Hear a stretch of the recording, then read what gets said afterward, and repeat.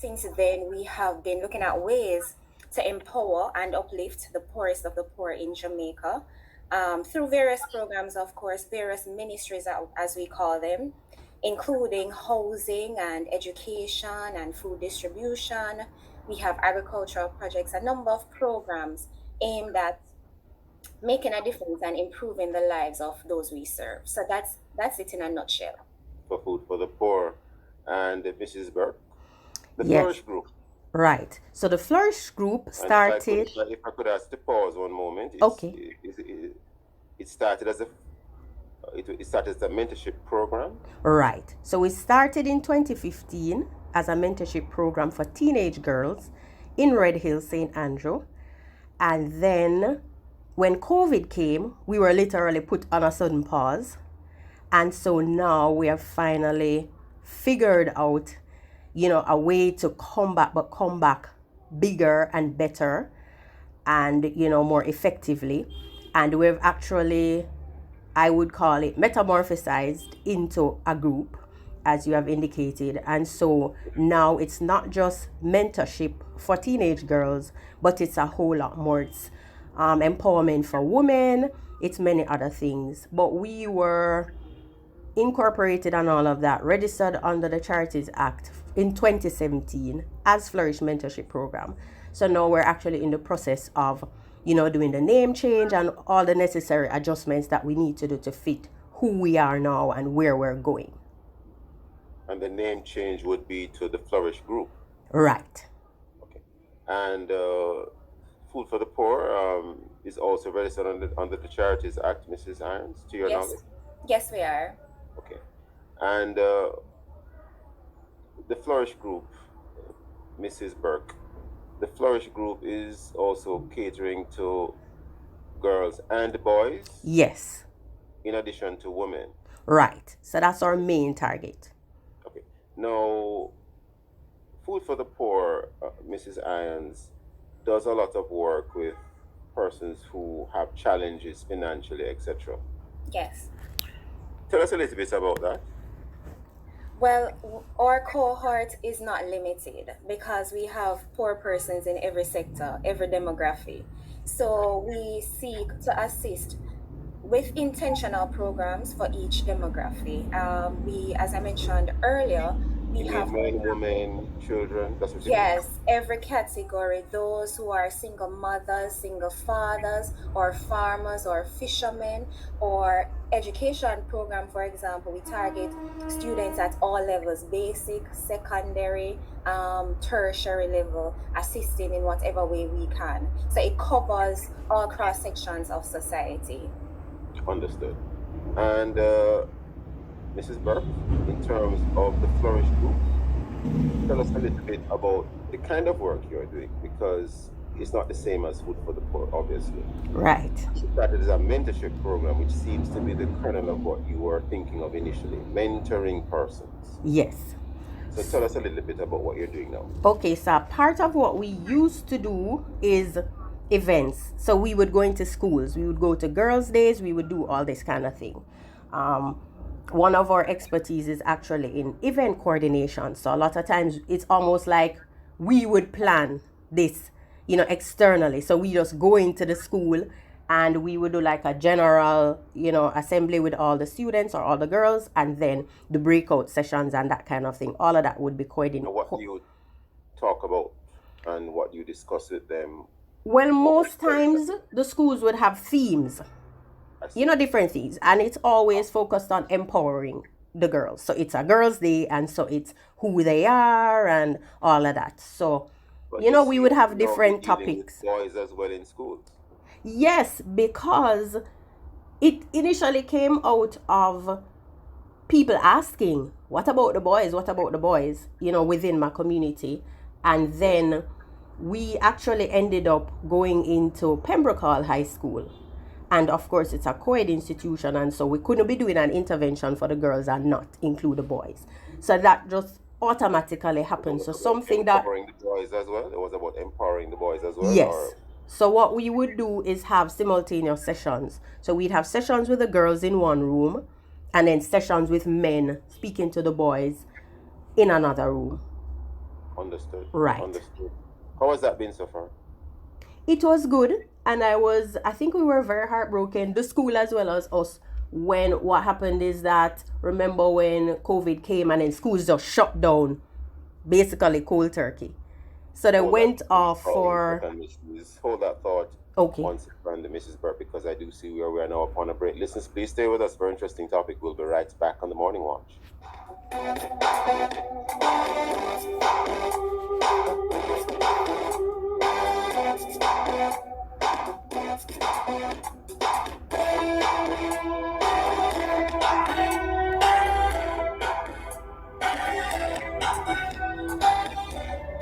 Yes, we get this last cheese. Taste the beat. Brothers and sisters, at the end of these service, we have cheese. Taste the beat. Only can't get no bun and cheese. Taste the beat. Serve, sell me some bun and cheese. Taste the beat. What is rather nice with some tasty cheese. Taste the beat. Can I have some cheese, please? Taste the beat. Make me get on real bad with the tasty cheese, boy. Taste the beat with the tasty cheese.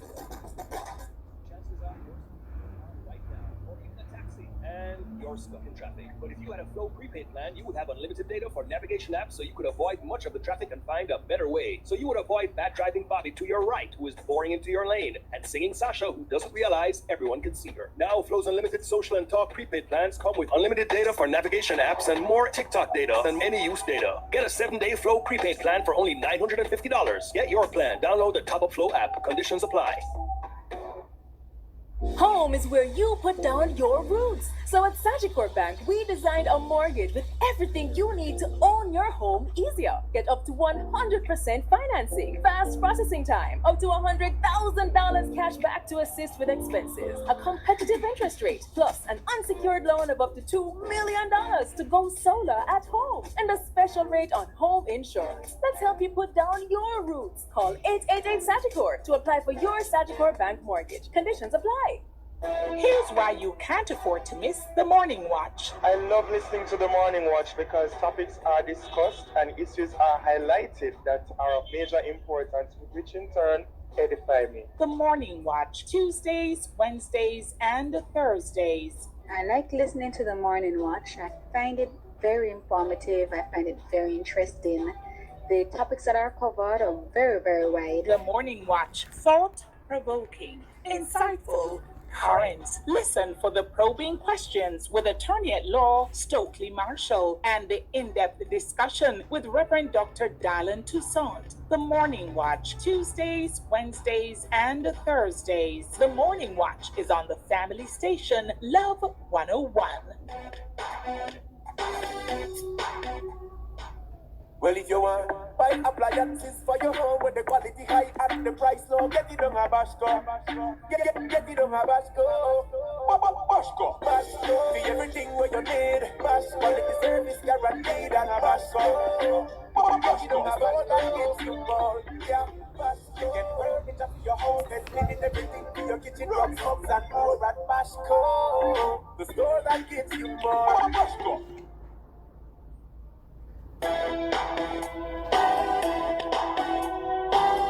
Welcome back to the Morning Watch. I'm your host, Stokeley Marshall. We are in the second watch, and the topic is the best of Jamaican Christian entities, food for the poor, and the Flourish Group. And we have as our guest Mrs. Fiona Burke, founder and executive director of the Flourish Group, and Mrs.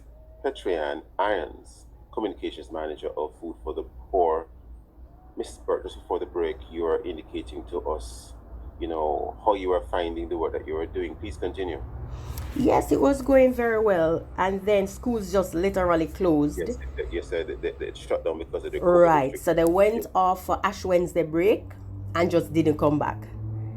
I see. Right, so that's how that ended, and we had to end in the community as well because, we had the restrictions in terms of how many people could meet and all of that. So yes. Flourish, as it was at that time, literally was just stopped. I see. Right. See. And I don't know if it's me or if it is your line or what, but you seem to be sounding a little bit low. We will see what we can do to fix that or correct that. Okay. But Mrs. Petrianne Irons, Mrs. Irons, I hope we haven't lost Petria and Anne's. Mrs. Burke, continuing with you, one of the things that seems to have that seems to be occurring now, it would appear in your program, is that you're picking up things as you do the work. So it would appear as if you're seeing where the children really are in need of having a clear sense of self.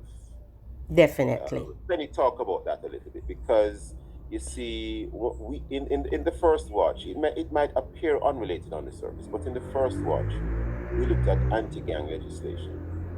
Okay. And if, for example, a young boy knows who he is, maybe he won't seek the protection and the camaraderie, so to speak, if I can even call it that, of a gang.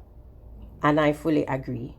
And Talk to us about that whole matter of identity and having a sense of self and self-awareness. In terms okay. of the work that you find yourself doing now. Right. I believe that a lot of, or the root issue of a lot of the things that we're seeing, not even just among teenagers, but since that's our focus, I believe that that's what it's rooted in. Just not knowing who they are, even as a race, as Black people or as Jamaicans. Yes, I'm glad you went there too. I didn't plan for you to go there, but continue. Right. We laud our Even athletes. as Black people, yes. Yes, we laud our athletes. We laud, our comedians. We laud people. And, yes, we're great. And, when it comes to Olympics and all of that.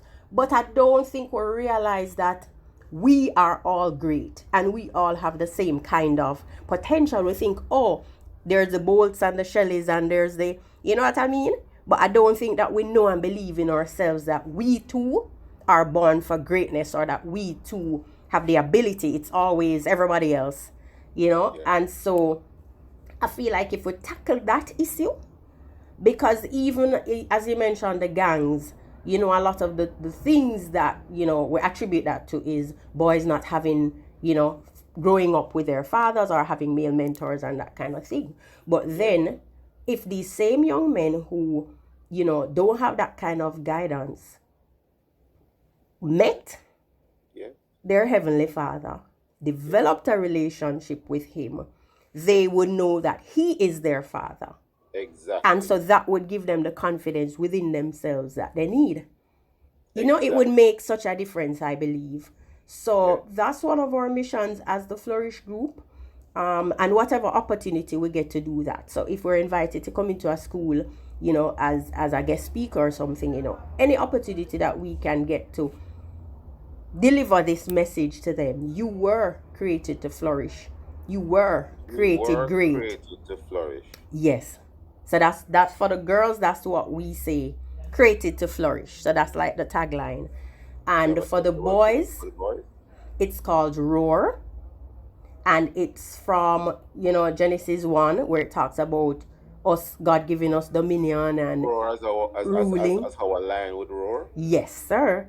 And so the tagline for Roar is born to rule. So we want to let these young men know you were born to be leaders. Because, we develop this mentality, especially young men. Oh, woman for mind me, I'm going to have to work, and we're going to scamming, and, all of this kind of thing.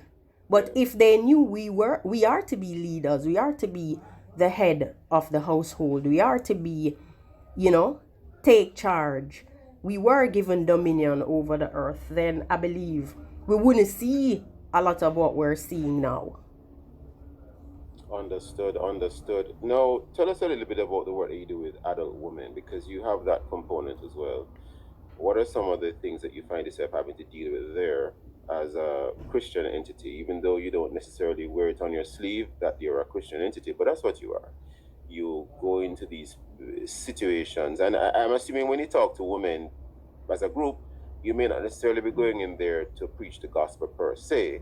You're going in there to do other types of work, but you're doing it as a Christian. So tell us about that. Right. So I'm going to tell you, I think it would have been the last event that we did. It was last year, the Sunday closest to Valentine's Day. Yes.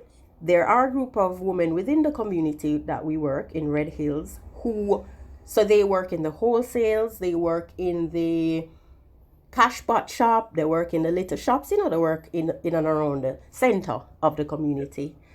And we had an event called Loved, where we brought them together on a Sunday evening, because most of them work 6 days a week. They work Sunday too. hard. Right, they work really hard. Most of them have children, single mothers, all of that kind of thing. But there are times when I would go into the wholesale and hear people, as we would say, the young people would say, style them, speak down to them and thing. And we wanted them to bring them together, to fet them and to let them know you are loved.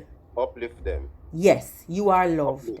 We got, because I mean them in the jeans and t-shirt every day, or the work clothes, and they dressed up very nicely and came out, and we gave them dinner, we gave them non-alcoholic wine, that kind of thing, and we just spoke into their lives. We gave them gifts, and the person who hosted actually spoke into their lives and prayed for them, and it was so beautiful and so powerful.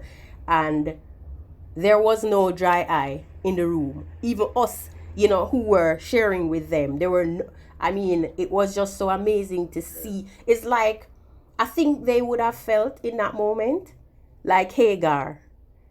Wow, God sees me and knows me, because she spoke directly even to some of them and their situations with their children. And I know that they left feeling loved and feeling special.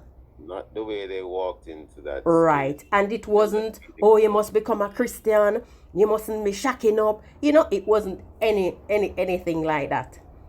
You would have planted some seeds, I assume. Yes. You would have probably planted some seeds. I think we have Mrs. Irons back with us now. Mrs. Irons, I'm so sorry we lost you for a little while there. Trust me, technology.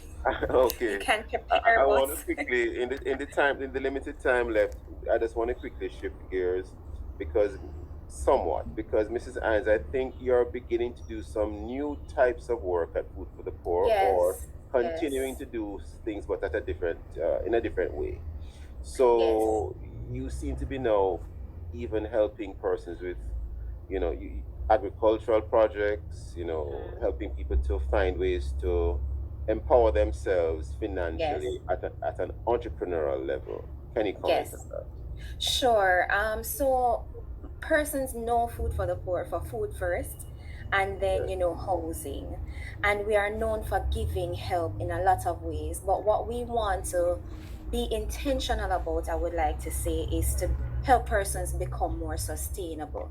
So our drive is something that we're calling Build Back the Love for Jamaica, and it's really a campaign that focuses on offering income generating options to those that we serve. We don't just want to give a fish, as we know that quote, not just to give a fish, but to teach persons how to, so they can become less dependent. So sustainable means helping them to generate their own income. Generate their own income and help themselves, their families, and even look at helping others within their communities. And that sustainability for us is not just financial, it's also about, as Ms. Burke would have mentioned, pouring into the lives of our individuals, of our citizens, and ensuring that they are empowered mentally first, so that they can actually live out the physical help that they get. And I'm just so happy for this opportunity to even hear about the Flourish Group and what you're doing, because we have countless programs where we target young people. We have an Angels of Hope program, for example, where we help. Well, you're both on the platform this morning. Maybe you can make a connection. Exactly. I would love that. I would love that connection to help our young people that we serve physically to be able to empower through the Flourish Group, because there is certainly a great need for it. I think we have to leave it there this morning. I think we're completely out of time, but I want to thank you, Mrs. Burke and Mrs. Ann, for being with us. Thank you so much. Thanks for having me. Thank you for having us. Thank you for your contributions. Just before we wrap today, we just want to read one comment